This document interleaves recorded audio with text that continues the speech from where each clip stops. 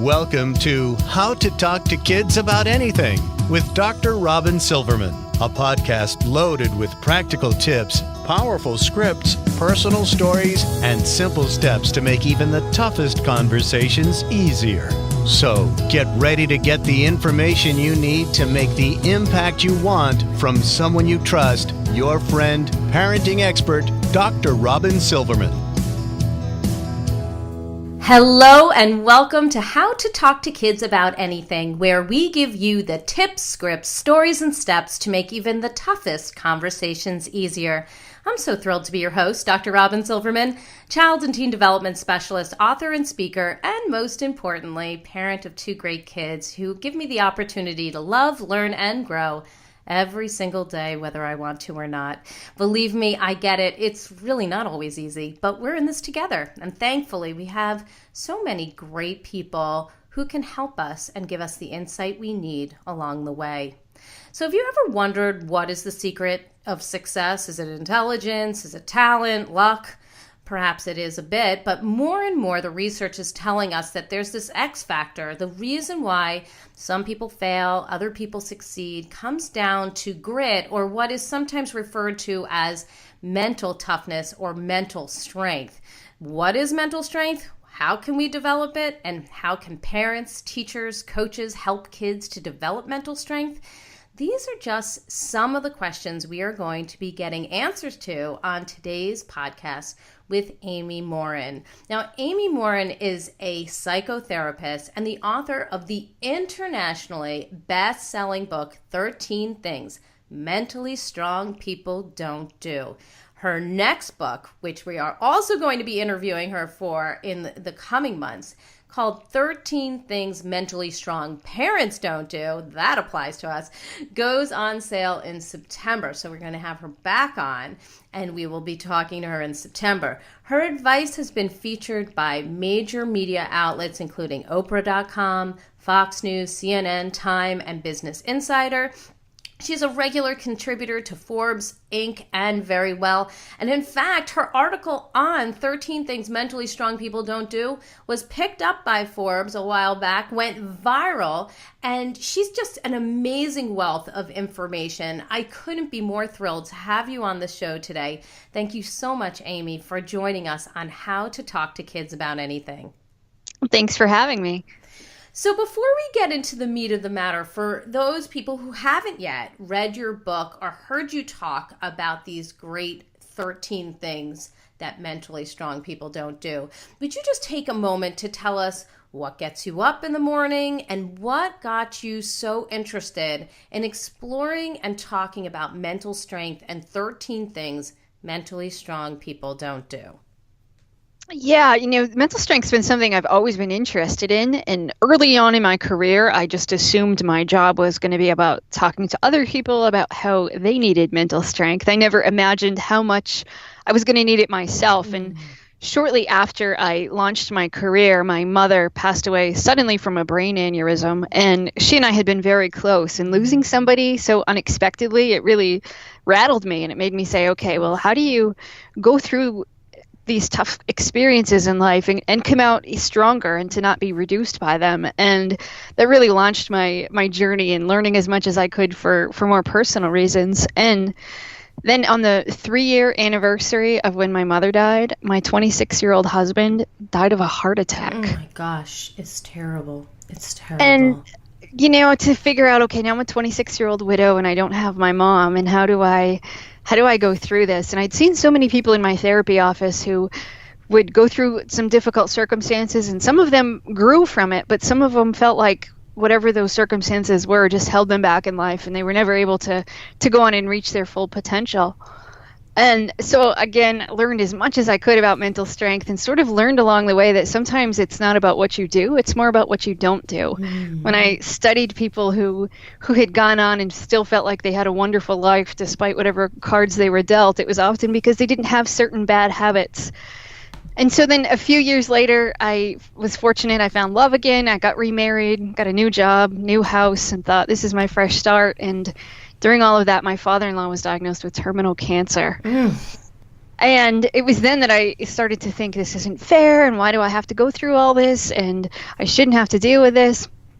But I remembered that thinking like that would just keep me stuck. So I sat down and I wrote a list of all the things mentally strong people don't do.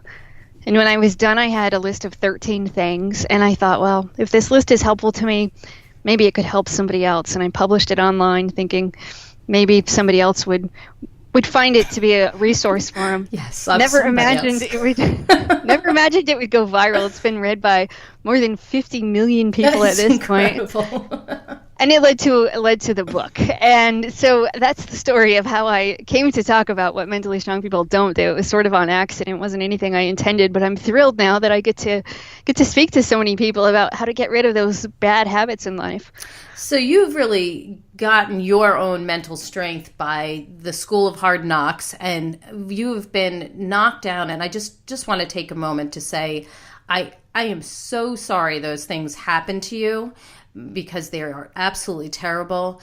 I am really happy that you have taken these incredible lessons that you've learned from being in these situations and provided the world with such a heartfelt way of presenting your expertise. I just want to highlight that you and what you've gone through, while so terrible, has become such a gift to everyone else.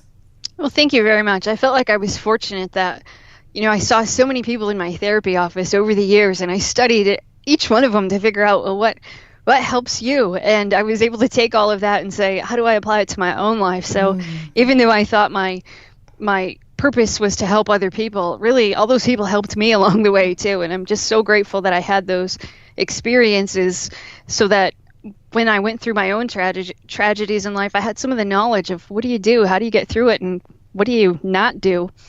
So beautiful. So as we launch into this a little bit more, I just want to get on the same page. So in a nutshell, for our amazing loyal listeners, would you just tell us, what is mental strength? There's really 3 parts to it. So the first part is about your thoughts, and it's regulating your thoughts so that you don't think overly negative, but you also don't want to be overly positive. I think so many people are caught up in thinking you just need to be positive all the time, but sometimes you just need to be realistic. And so it's about figuring out which thoughts are true, which things is your brain telling you that's irrational, illogical, and just sorting that out. So that's part number 1. Part number 2 is about managing your emotions so that your emotions don't control you. And it's not about suppressing your feelings. Instead, it's about becoming aware of how you feel and how those emotions play into your decisions that you make, and how they affect your behavior and how they affect the way that you think. And the third part is about your behavior. And it's really a choice to say, how do I behave productively no matter what kind of circumstances that I'm in? So when you combine all 3 of those things together, that's when you have mental strength. It's beautiful. And I know that our listeners have heard Dr. Lynn Kenny talk about feelings and big feelings and how kids can kind of get their minds around it. We've talked to Wendy Young about how we can feel anger and deal with anger. And yes, it isn't about suppressing it, certainly not with ourselves and certainly not with our kids. So I really appreciate you bringing in that piece, that this is not about, telling yourself, I need to be positive all the time and I can't feel what I feel, because that is not the answer. The answer is feeling what you feel, but dealing with them in a productive way that helps to move you forward. Absolutely. All right. So is this mental strength idea something that you are born with? Is this temperament, or is this something that you can develop like a muscle? And if so, how? It definitely is something you can develop just like a muscle. And we talk so much about physical strength. Well, of course, we all know if you want to become physically strong, you go to the gym and you work out and you build muscle.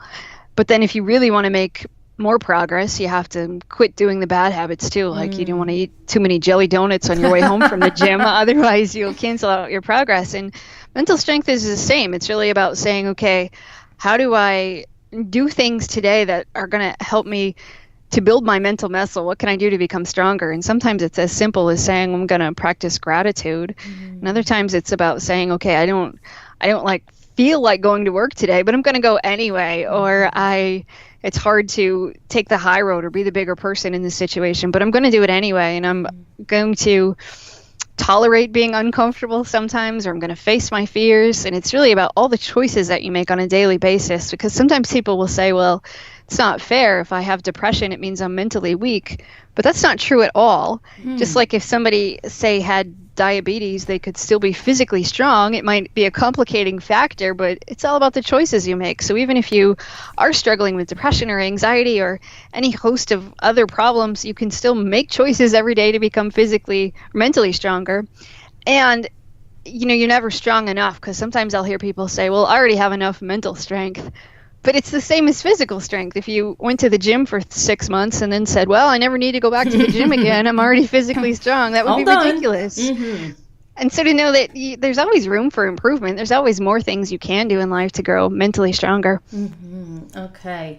No, I just want to underscore one of the things that you said. I mean, sometimes mental strength, it can be something that is really small and you can do in small increments. I mean, you were saying like, today I'm going to get myself to work. I mean, or, I'm going to leave the house, or sometimes it might just be, I'm going to get out of bed today. For some people, that might be the first step in moving forward, especially if you may have depression or something that might be weighing you down, like some of these tragedies that you've talked about. And then I would imagine from what you're saying that the steps get maybe a little bit bigger, and you're doing things that challenge you that much more as time goes on. That's it, exactly. So in the beginning, you don't have to take a huge leap. It can just be one small, teeny tiny step. And when you keep doing that over and over again, it gets a little bit easier. And the next day will be a little bit easier. And there's no timeline. For some people, okay, maybe 1 month they feel like they've taken a huge leap. And other people feel like, all right, it's been 30 days and I'm still taking baby steps. But as long as you're taking steps in the right direction, that's okay. Just keep moving. That's great. That's great. We interviewed Gail Saltz, who did The Power of Different. Her book came out a couple months ago, and she talked about the gifts and the strengths in having depression, anxiety, ADHD. And I just love that you mentioned that having depression doesn't mean you're mentally weak, that you can move forward and make great gains every day and use your gifts in beautiful ways, no matter what your challenge is. I just think that's really great that you've also, talked about that, because, I think people think that when they have something going on with themselves that they get pushed back or pushed down, but that doesn't have to be. Yeah, I hear that from a lot of people. It's one of the things I hear probably the most from people who are talking about mental health and mental strength in the same sentences, is that they just somehow equate it with weakness. And so I try really hard to make sure that people know that's not the case at all, that just like any of us could get a physical health problem, any of us can develop a mental health problem at any point in time too. And in fact, the statistics are that I think only 17% of us are functioning at optimum mental health. And so I think that says a lot about us. And then at the same time, a lot of people would never want to admit that they're not one of those 17% of people. But the reality is that most of us, have plenty of room for improvement. Absolutely, absolutely. So there's a feeling that, if you have a physical problem, that you can do things that help you overcome it or cope with it in productive ways. And when you have something going on mentally, you can also either work to overcome it, or you can cope with it in some unique ways that move you forward. That's what it sounds like to me. Yes, absolutely. So in your book, you talk about these 13 things that mentally strong people don't do. They range from don't waste time feeling sorry for yourself, don't dwell in the past, don't give up after the first failure, don't expect immediate results. So how do we, in general, as parents and educators or coaches, people who work with children, love children, help children, how do we help kids to develop mental toughness and avoid falling into these traps that mentally strong people tend to avoid? A lot of it has to just do with your habits as an adult. And when you are a good role model, you'll teach your child how to be in the world, how to get along with other people, how do you deal with disappointment, how do you deal with failure and setbacks and those sorts of things. And I think as adults, sometimes we try to shield kids too much from our own pain, that we'll try to smile or say that's okay, or we're so worried about if a child is sad that we don't ever show our own emotions or we don't talk about it. And it makes kids then feel like adults don't really have true emotions, or adults, the only emotion they ever see is anger, that when grown-ups get mad, they yell.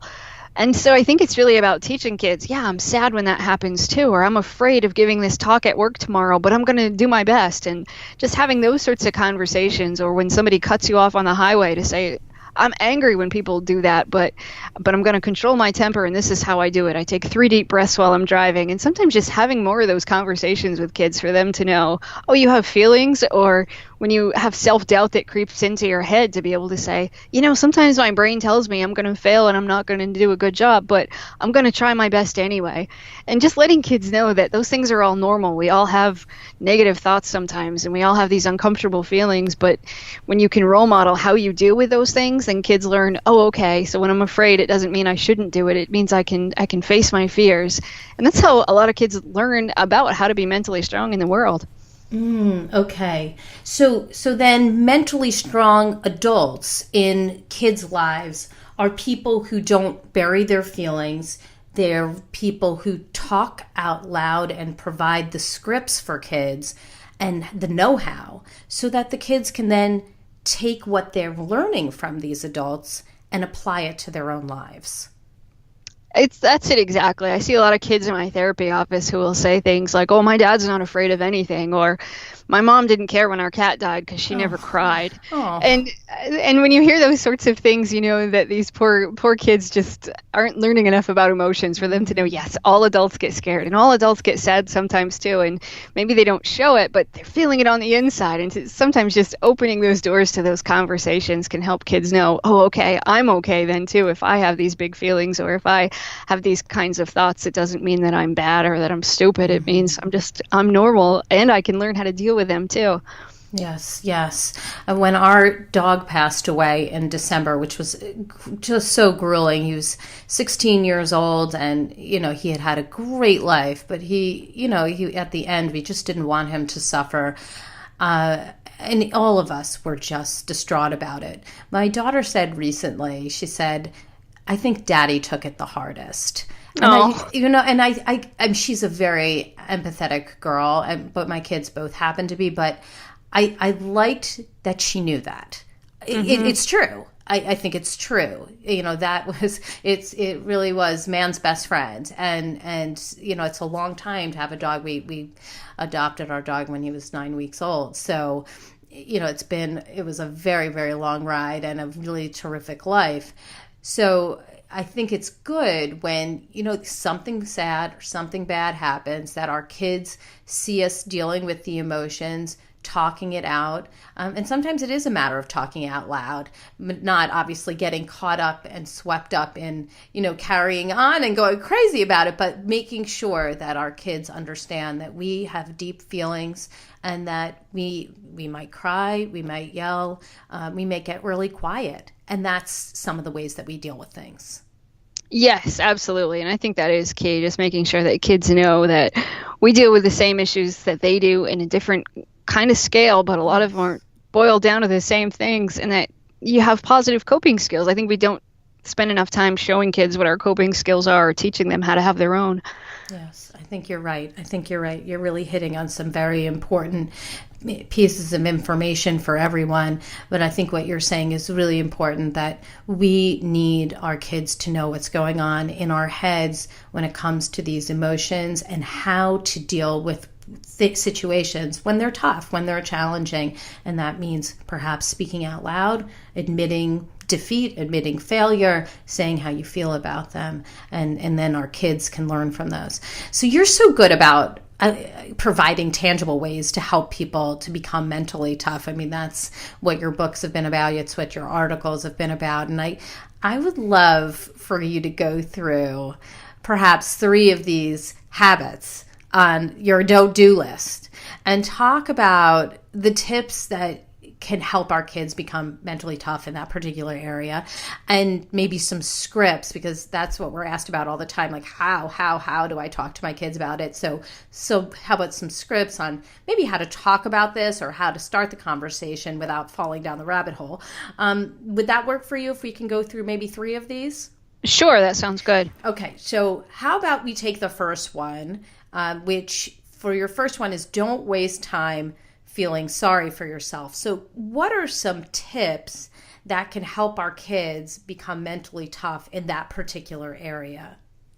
I think it's important for parents to notice when their kids are feeling sorry for themselves. So if your child didn't make the baseball team and he starts saying, it's not fair, or the coaches just didn't pick me because the other kids are their favorites, or I'll never make any sort of sports team ever again in my whole life. But when they have these sort of exaggerated thoughts. Absolute.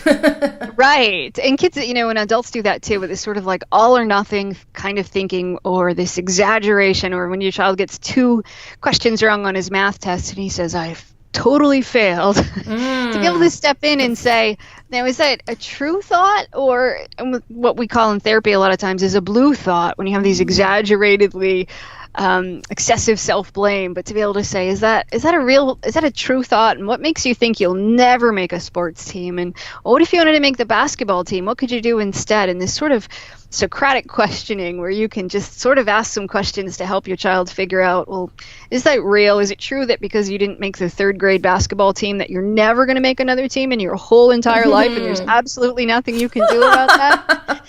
And sometimes just helping kids see things a little bit differently can get them out of that pity party, and to make sure that you don't reward them for feeling sorry for themselves. I see a lot of parents who will say, well, he's really upset because he didn't make the team, so I'm going to take him out for ice cream tonight. Oh. But to know that it's okay for your child to be sad, and it's okay to be disappointed, but what you don't want is, you just don't want him to exaggerate and extrapolate that this one thing is going to ruin his whole entire life, or he'll never be in the NBA, or whatever else it is. And another great way to combat self-pity is to use gratitude. And so if you make it a daily habit to go after the good by saying, hey, what's the best thing that happened to you at school today? And because I think so often it's easy for kids to just come home and tell you about the 3 horrible things that happened on the bus and at recess and during math class. But if you go after the good and you say, wow, those are some tough things, tell me about the best thing that happened in your day. You can turn the conversation around and encourage kids to start looking for the good things that happened to them at school too. Yeah, I love that. And actually, we, at the dinner table, we do something called roses and thorns. So what was your rose today, the best thing that happened, the best part of the day, and your thorn, so what was the worst part of your day? And it does bring out some really interesting parts of conversations. We actually have added in a little bit after talking to Michelle Borba on her book and on empathy.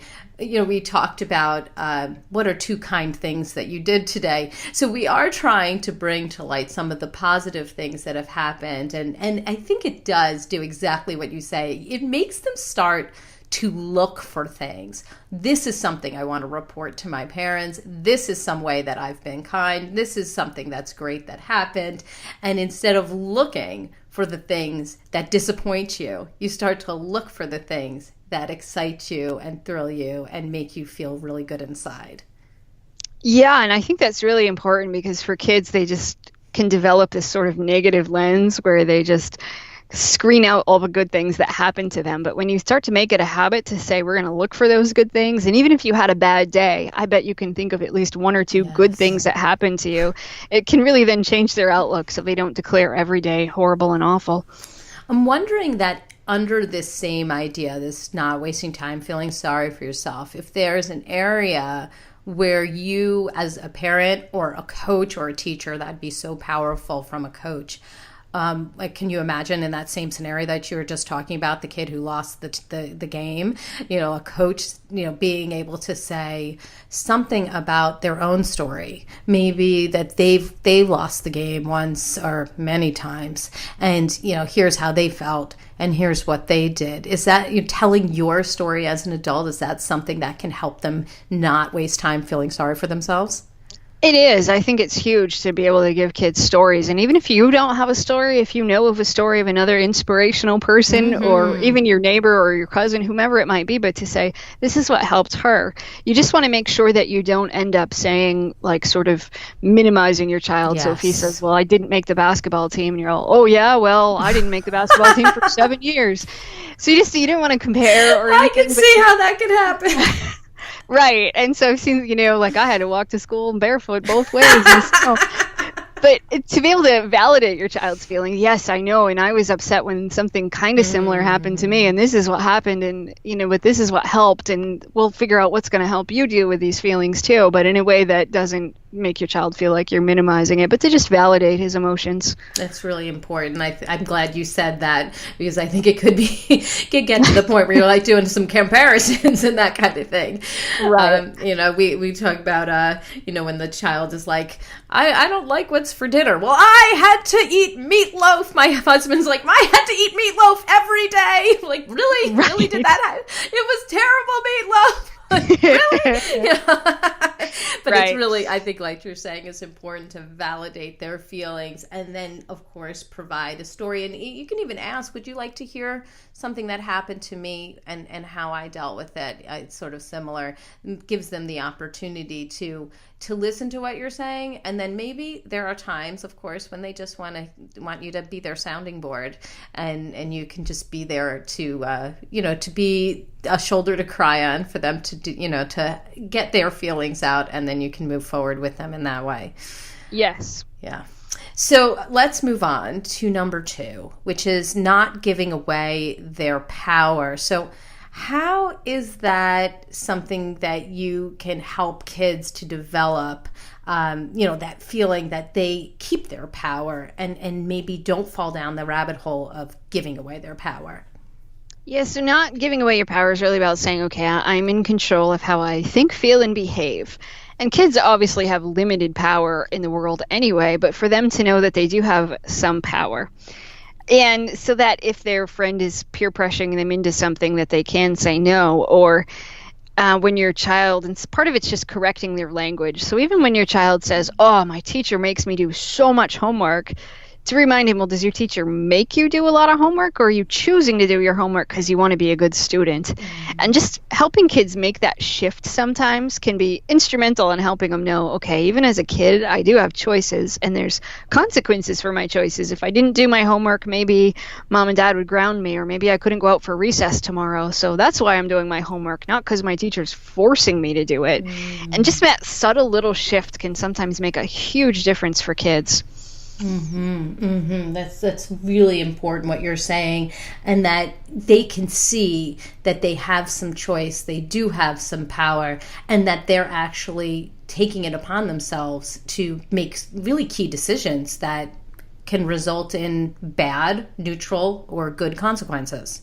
Right, and it really puts the responsibility back on them. Or even so when they say, oh, my mom's making me clean my room tonight. Well, is mom forcing you to clean your room, or are you doing this because you want to be able to watch TV later, or whatever it is? But for kids to know, oh, okay, or because I love my mom and she asked me to do this, that's why I'm doing it. But for them to just be aware of, okay, I don't have to, and that when you say somebody else is making me do something, it gives that person power. And same with feelings with kids sometimes who will say, oh, my teacher makes me feel so bad about myself. To be able to show them that your teacher doesn't make you feel bad about yourself. Maybe she doesn't always give you great grades, but you can still feel good about yourself anyway. And then when kids feel empowered to know I'm in charge of how I feel and how I feel about myself, despite whatever other people say or do, that can really help them, especially later in life too, for them to know as they're growing older that they're going to be criticized and not everybody's going to be your biggest fan, but that's okay. Yes, we have to learn that often. Unfortunately, that's a tough one to stomach even as an adult.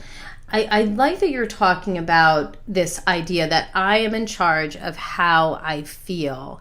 And, that's not to deny, that you're sad or angry or frustrated, but that you're not saying, that person, that friend of mine, that teacher, that coach has made me feel this way, right? We're in our own bodies. We're making our choices. And yes, we have feelings that we need to feel.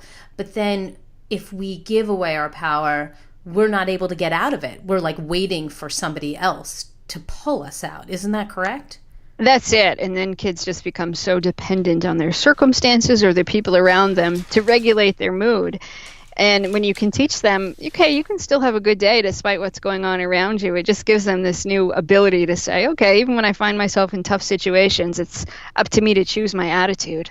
So is this an area where affirmations might be helpful, where you can teach your child to say something like what you just said? Like if you're having a conversation and say, instead of saying to yourself, they're making me feel this way, I hate my day, this is a terrible day, this is the worst day ever, that we can shift it to, I can still have a good day despite what's happening, or whatever the affirmation might be.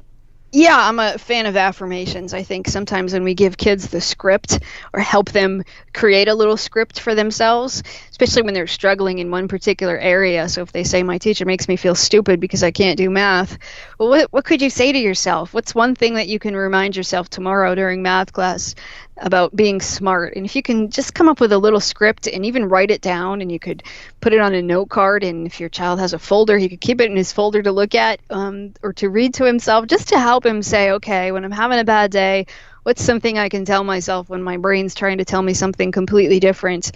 And when you can teach your child that, he's in charge of figuring out some of the things that go through his head, and he can choose to think differently, and even when his brain is beating him up or calling himself names, that kind of a thing, as a result of what's going on around him, he can change that script and kind of talk back to that voice. And when you give him some affirmations, that gives him some of the tools to be able to do that. Yes, I love when we can give that a name. When you name that voice. Is that, some people call it their gremlin, but I also will say, whose voice is that? Is that, that boy in 5th grade that told you this? Is that the same person? Is it, when I'm talking to adults, I'll say, was that your mother-in-law that said that to you? Was that your mom? Was that your dad? Whose voice is inside your head telling you that you're not good enough in these ways? Because then when you can name it, it kind of becomes a little bit more separate from yourself, right? It's not like your voice, it's somebody else's. Right. And then when you get that little bit of distance, I think it's easier then to move forward in a much more productive manner. Yes. You can be like, I hear you, David. Stop talking to my ear. That's not how I feel. So, okay. And I like that idea. And then I also feel like you're hitting on something that so many teachers and coaches can do as well, not just parents, is say, that child who's having a mental block, or, I feel like I can't do this, that they can help come in as a teacher or a coach or a mentor, a leader, and say, let's change that language. Let's help you to approach this back handspring in a different way, or let's help you approach this math problem in a different way. What can you say to yourself? That I feel like that's global. That's something that anybody can use. Yeah, and it's wonderful when you get parents and, say, teachers and coaches, and they're all kind of on the same page, and they use some of the same language to talk to kids, and then kids will automatically recognize, oh, okay. And it really just reinforces to them, okay, I'm in control of how I think, and what's a different conversation I can have with myself, and that can be incredibly empowering for kids to be able to do that. I agree with you. I think that does give them their power, and that says, I can do this. And then when nobody else is around, that's something that they can access. That scripting is something they can access when they're in a challenging situation and they have no coach or teacher or parent standing by. Right, and that's the ultimate goal, so that when you're not in the room, that your child still knows how to do those things without you having to be right there telling him what to do all the time. Mm-hmm.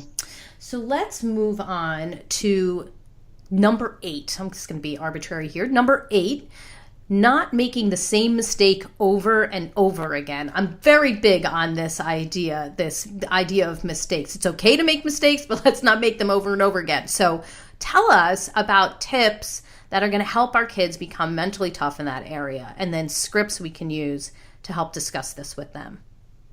I see a lot of parents on both ends of the spectrum. I'll have some parents that when there's a mistake, they sort of freak out and the kid feels terrible. And then I see parents on the opposite end of the spectrum that are all, oh, mistakes are wonderful. Everybody makes mistakes, and completely blow it off, even if the kid just punched somebody else in the face. Well, you were mad. It was a mistake. Oh, gosh. And so I think it's important to, to find that middle of the road where you can have a conversation with your child that says, okay, that wasn't okay that you did that. And what can you do better next time?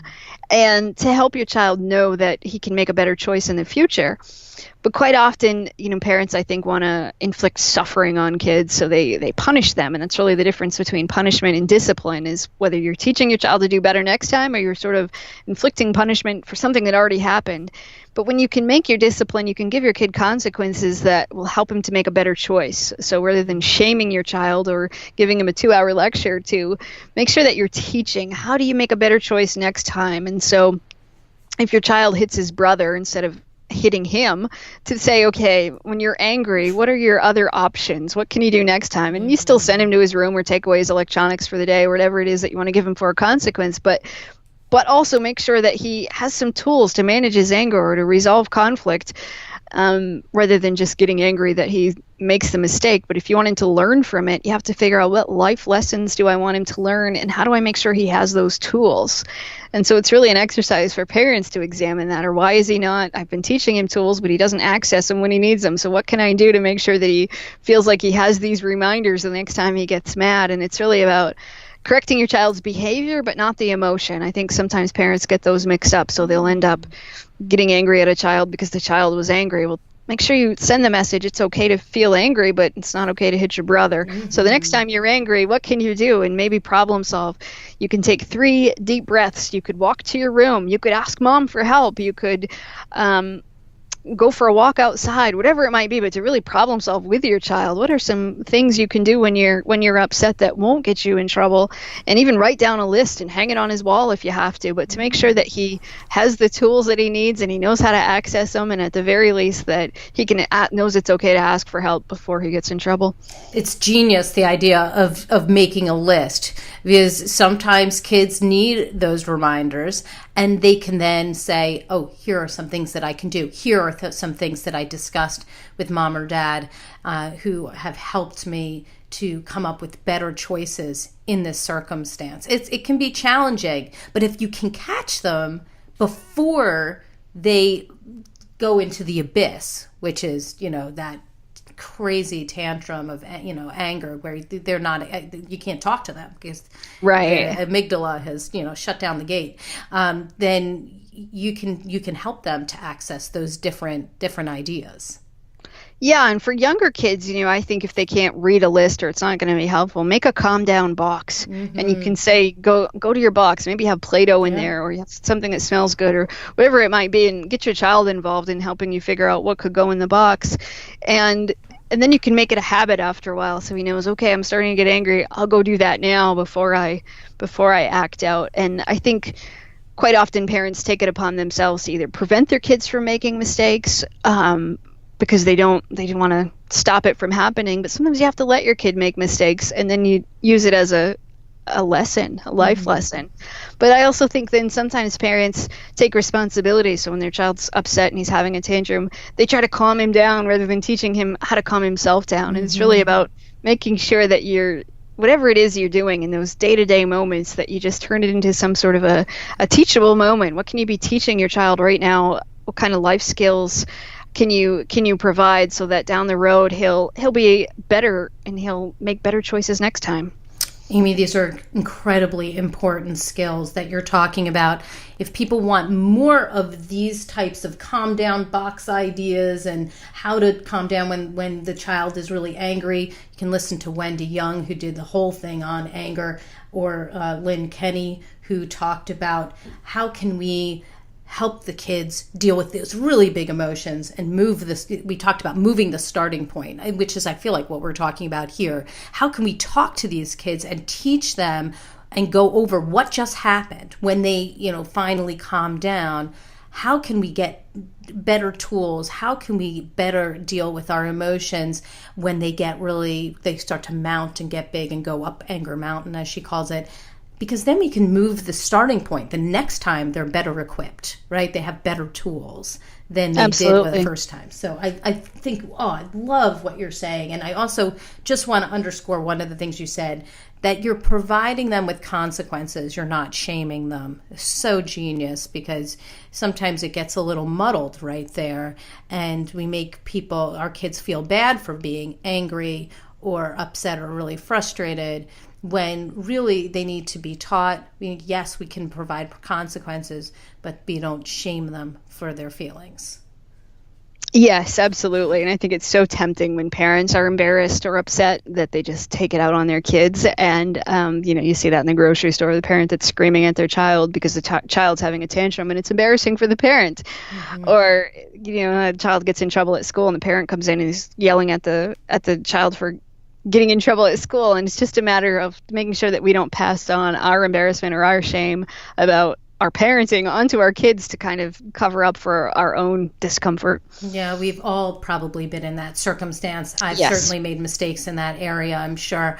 And we're all getting better, Yes. It's really, So to end this up, I just want you to provide your top tip. It's top tip time. So what would you say is the single most important thing that you wish parents knew about mental toughness?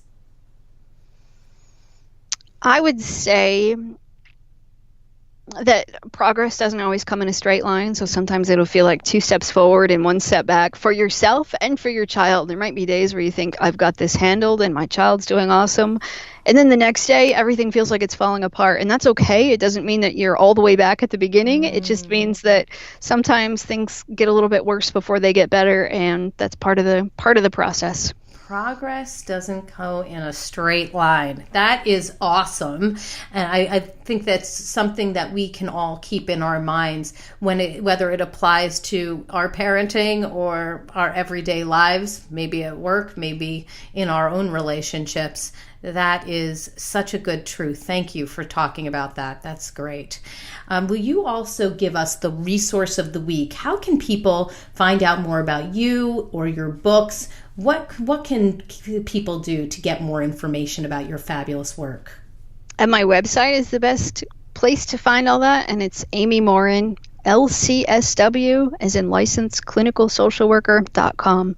Excellent. Thank you. And of course, you have your fabulous book, and that is 13 Things Mentally Strong People Don't Do. And we are so eager for your next one to come out on parents and what they don't do when they are mentally tough. So I can't wait to interview on that. But I just want to thank you so much for joining us today.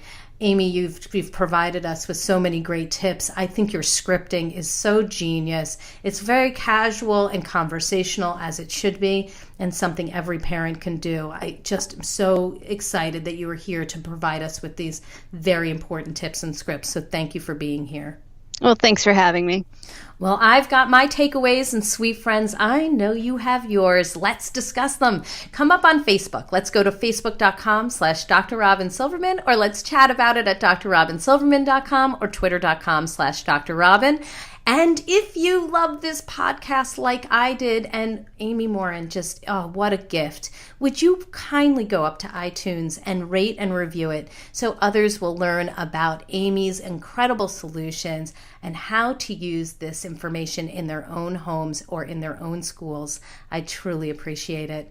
That's all the time we have for today. Thank you so much for tuning in to How to Talk to Kids About Anything. For more information on books, articles, speaking engagements, or curriculum, please visit drrobynsilverman.com. I look forward to weathering the storms and enjoying the sunny side of life together. And please remember, and I think this podcast underscored it so well, even when it seems like nothing is going right, we all have those days. You've got this. You're here. You're getting the information you need. And on the days we fall short, never forget there's always tomorrow. Parenting is the ultimate do-over, or as Amy said, progress does not come in a straight line. I get it, and as there are moments when we doubt our know-how, our choices, and our sweet sanity, please know you are 10 times the parent you think you are. You really are. Until next time, this is Dr. Robyn Silverman with How to Talk to Kids About Anything. Please tune in again and keep connecting through conversation. I'll see you next week. You've been listening to How to Talk to Kids About Anything with Dr. Robyn Silverman. For more information on books, articles, speaking engagements, or curriculum, please visit drrobynsilverman.com.